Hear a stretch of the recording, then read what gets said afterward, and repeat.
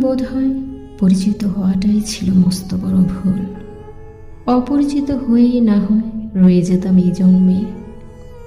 নাই বা চিনতাম তোমায়, নাই বা জানা হতো তোমায় সব স্বরবর্ণের মতো করে ধরে ধরে, নাই বা শুনতাম তোমার কণ্ঠস্বরের শিলালিপি সুর, নাই বা ঘেঁষতাম দুজনেই আজন্মে দূরত্ব চিরে খুব কাছাকাছি। তাতে খুব কি ক্ষতি হতো?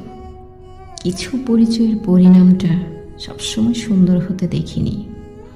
এক পৃথিবীর বুক জুড়ে না হয় অপরিচিত হয়েই রয়ে যেতাম দুজন এই জন্মে